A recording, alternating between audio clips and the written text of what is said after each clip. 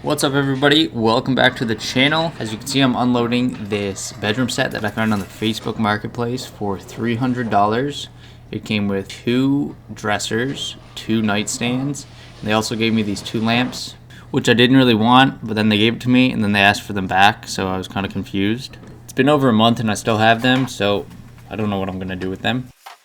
Anyway, here is the full set that I got for $300. This is Kroller furniture. This stuff is pretty valuable, so it's going to be a nice flip. $300. We're going to see what we can turn this into. Before we get started, let's rearrange the furniture so we can easily work on it. My original plan was to spray the full piece quickly with just paint, but we do throw some stain in because the wood is just too beautiful not to.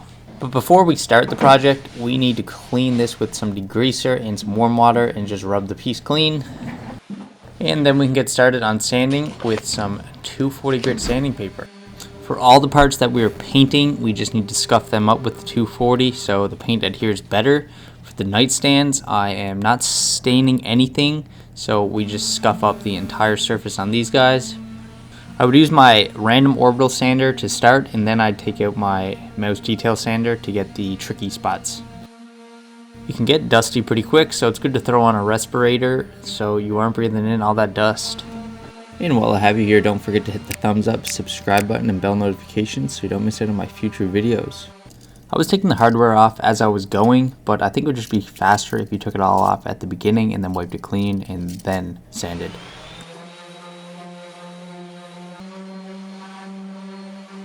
So after changing my mind, I grabbed some leftover clean stripper that I had from my last project, and I threw this on the top drawers only and let that sit for 15 minutes. Then I used my scraper, then I scraped all the old finish off. I had to do this process twice because the old finish wasn't coming off that easy. I probably could have did a third coat of the stripper, but I just grabbed my mineral spirits and steel wool, started cleaning, and then I sanded the rest until it was ready for some stain. When you finish up rubbing and cleaning with the steel wool, you can grab a clean rag and just wipe up the rest of the mineral spirits, and you just wait until it completely dries before you start sanding. I'm using a 240 grit sanding paper on the drawers here. And we are using Minwax Ebony. This is a dark stain.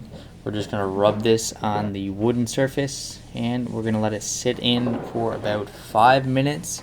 Then we'll come back with a clean rag and we will wipe it off until we get the look that we're going for.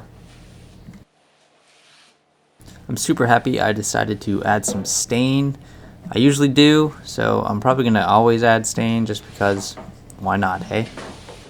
Before we get started painting, it's best that you wipe all the dust off the piece, or you might have problems with the paint sticking and you don't want any peeling or anything like that.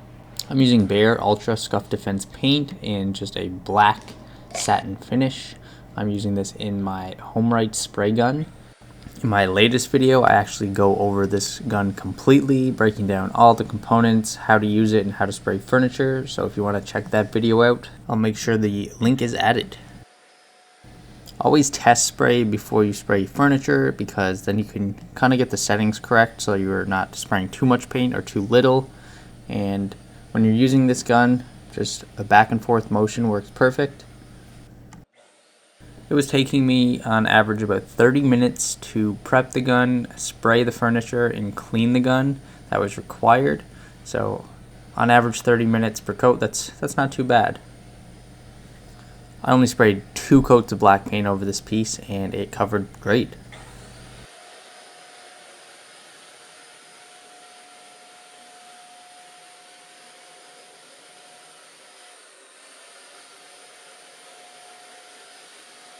I like the first coat to be a bit thinner, almost acting as your primer coat so the paint can all adhere better.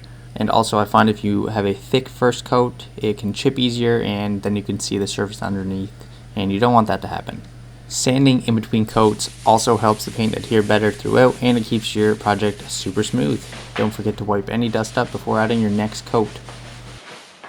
Finally, let's start spraying our second coat of black paint, and we'll make the top a little bit thicker than our first coat, but we want to remain the same on the sides so we don't have any dripping paint.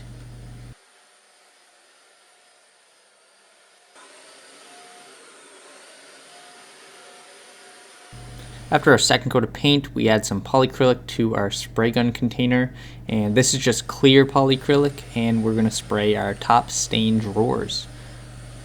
I add 2 coats on the top drawers, and I made them pretty thick. After finishing the top drawers, I am adding some black paint to my polyacrylic. You just add a tiny bit in so your polyacrylic turns black, and it actually reduces streaks in darker paints when you're spraying them with a spray gun. I've sprayed a few pieces without doing this, but adding the paint color into your polyacrylic certainly helps reduce the streak marks, I must say. This is really important on dark paints. Also, when I spray water-based poly, I thin it with 10%. You don't want to go more than that, but 10% water is the sweet spot, and I found that using 10% water makes spraying so much easier, and you get the right amount of fluid coming out of your gun. Sometimes if you don't add enough water, your sprayer has a difficult time spraying it, and it just doesn't work out well. 10% volume was the perfect mix. Remember to go pretty quick with polyacrylic. If you shoot slowly, you're going to have a lot of polyacrylic add up, and it's just going to drip down the side because that stuff is so thin and it just runs down your project super easily. So go really quick and don't try to spray too much in one place or you're going to have issues. And hold your gun about 12 inches back, because if you're holding it too close, you're going to spray too much in one area at a time and it's just going to run down the piece. I ended up spraying 3 coats of polyacrylic over each piece, and then I added a 4th coat over the tops just so they can be a bit more durable. When I was finished that, I ended up using the black paint and poly mix and just put it on the edges here, just in case you can see natural wood when you had all the drawers in. I also miss spraying in between the top drawers a bit, and you can kind of see the wood behind the black paint, but since it's just in between the stain drawers, it kind of goes with it because it's a natural wood look with the natural wood stain drawers. So I'm okay with that mistake. So now I'm using this platinum silver gilding wax on the hardware. I ended up having a broken piece of hardware on the end tables, but I just ended up buying 4 mini poles and just installed them and put the silver gilding wax on there. After putting all the hardware on, we are finished, but let's take a look at this full bedroom set one more time before we did a full makeover using black paint and some dark stain. And finally, here is our after. I love how this set turned out with the stain drawers on top, the black paint, and the platinum hardware. I think this turned out amazing. So I spent $300 on this set, and I spent about $60 on the paint, poly, the hardware, and other materials.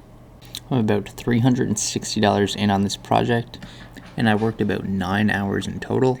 And that's including pickup times to get all this furniture back to my house. So I already sold the mirror for $30. So now that already brings us down to $330 in. So what do you guys think I should sell this set for? I'm thinking of listing this set for $900, and that would mean we would make a $570 profit, and that would mean we would make $63 an hour working on this project. Even if I sell it for $700, that would still be a $40 per hour payout. That's still pretty good. I'll let you guys know what I sell this set for in my next video, so don't forget to hit that subscribe button. I'll also let you know on my Instagram, so don't forget to follow me over there. Thanks for watching this video, everyone, and I will catch you next time.